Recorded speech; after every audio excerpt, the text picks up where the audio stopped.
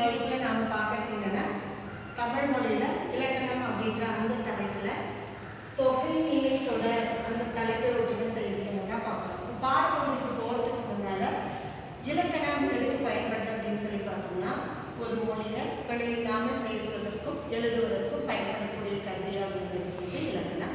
இந்த இலக்கணம் என்னன்னா 5 வகைப்படும். அது எழுத்திலக்கணம், சொல்லிலக்கணம், பொருள் இலக்கணம், யாப்பு இலக்கணம், அணி இலக்கணம். இப்படியா தமிழ் மொழியில இலக்கணத்தோட வகைப்பாடு 5 இருக்குது. அந்த இலக்கணத்தில் இன்னைக்கு நாம பார்க்கறது என்ன அப்படின்னு சொல்லி பார்த்தா நம்ம பார்க்கக்கூடிய தொகைநிலை தொடர், தொகாநிலை தொடர் அப்படின்னு சொல்லிட்டு 2 பகுதிகள் இடம்பெற்றிருக்கு. இப்போ இந்த தொகைநிலை தொடர் அப்படின்னா ஏதோ ஒரு சொற்களுக்கு இடையே ஏதோ ஒன்று மறைந்து வருதல், அதாவது தொகைன்னு சொல்றதுக்கு மறைதல் என்று பொருள். ஏதோ ஒன்று வந்தப்போ ஒரு சொற்றொடரில் ஏதோ ஒரு உறுப்பு மறைந்து வருவது தொகைநிலை தொடர் என அழைக்கப்படுகிறது. இந்த தொகைநிலை தொடர் என்னன்னா 6 வகைப்படும். அது வேற்றுமை தொகை, வினைத்தொகை, பண்பு தொகை, ஓமை தொகை, உண்மை தொகை, அன்மொழி தொகை. இப்படியா தொகைநிலை தொடரோட வகைப்பாடு 6 வகையாக இருக்கிறது. இதில் நாம் இன்னைக்கு முதல்ல பார்க்கக்கூடியது என்னன்னா வேற்றுமை தொகை. வேற்றுமை தொகை அப்படின்னு சொல்லி பார்த்தோம்னா வேற்றுமை தொகையோட வகைகளை பார்த்தோம்னா வேற்றுமை தொகையோட வகைகளில் 8 வகையான உறுப்புகள் இருக்குது. அந்த 8 வகையான உறுப்புகளில் முதல் வேற்றுமைக்கும் 8ஆம் வேற்றுமைக்கும் முதல் வேற்றுமைக்கும் 8ஆம் வேற்றுமைக்கும் உறுப்புகள் கிடையாது.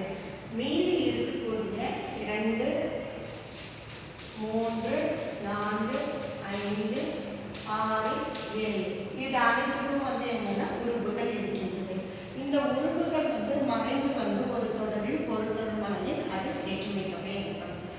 அந்த வேற்றுமை தொகையில 2ஆம் வேற்றுமை உறுப்பு அப்படின்னு சொல்லி பார்த்தோம்னா 2ஆம் வேற்றுமை ஐ, அதுக்கப்புறம் 3 ஆர், 4 பூ, 5 மீ, 6 அது, 7 இப்படியாக வேற்றுமை தொகையோட வகைகள் இருக்கு. அந்த வகைகள்ல 8ல முதல் வேற்றுமை உறுப்புக்கும் 8ஆம் வேற்றுமை உறுப்புக்கும் எந்தகைய உறுப்பு இருந்ததால் மீதி இருக்கக்கூடிய 2, 3, 4, 5, 6, 7ஆம் வேற்றுமைகளே உறுப்புகள் இடம்பெற்றுள்ளன.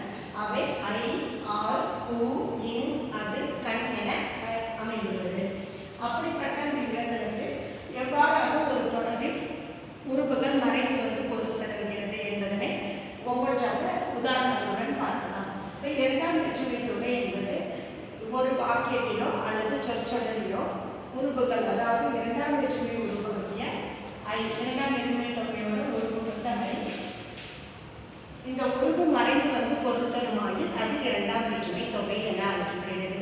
ஏனெனில் தொகை என்னும் சொல்லுக்கு மறைதல் என்று பொருள் என ஏற்கனவே கண்டோம். இதில் இந்த தொடரில் கண்டால் வீடு கட்டினான் என்பது எடுத்துக்காக. இந்த தொடரில் 2ஆம் வேற்றுமை உறுப்பு மறைந்து பொருள் தருகிறது. வீடு கட்டினான் என்பது வேற்றுமை உறுப்பு சேர்ந்து வரும்போது வீடு பிளஸ் கட்டினான், வீட்டை,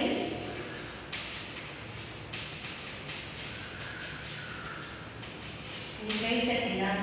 இது 2ஆம் வேற்றுமை உருவாகிய ஐ மறைந்து பொருள் தருவதால் இது 2ஆம் வேற்றுமை தொகை என அழைக்கப்படுகிறது. இவ்வாறாக ஒவ்வொரு வேற்றுமை தொகையிலும் உறுப்புகள் மறைந்து பொருள் தருவது வேற்றுமை தொகை என அழைக்கப்படுகிறது. இது தொகைநிலை தொடரில் அமைந்துள்ள பகுதியாகும். அடுத்ததாக 3ஆம் வேற்றுமை உறுப்பு ஆர். எடுத்துக்காட்டு அவன் எழுதினான். இந்த தொடரை கவனிக்கும் போது 3ஆம் வேற்றுமை உறுப்பு மறைந்து வந்துள்ளது. 3ஆம் வேற்றுமை உறுப்பு வெளிப்படையாக வரும்போது அந்த தொடரானது அவனால் எழுதப்பட்டது.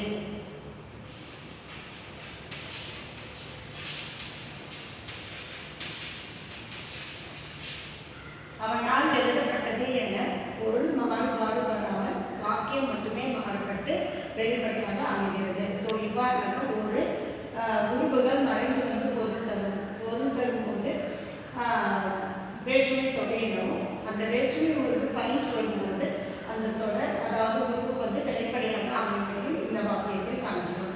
அடுத்ததாக 4ஆம் வேற்றுமை உறுப்பு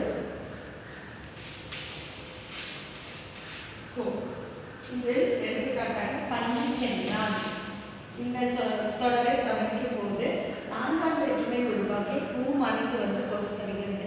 இது 4ஆம் வேற்றுமை உருவு வெளிப்படையாக வருவது பள்ளி சென்றான் என்பது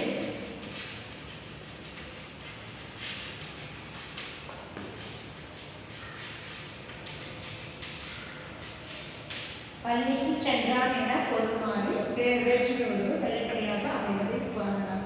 இவ்வாறாக கோயில் சென்றான் என்பது கோயிலுக்கு சென்றான் எனவும், அரண்மனை சென்றான் என்பது அரண்மனைக்கு சென்றான் எனவும், அவன் கொடுத்தான் என்பது அவனுக்கு கொடுத்தான் எனவும் வேற்றுமை உருவுகள் வெளிப்படையாக வந்து பொருள் தருகிறது.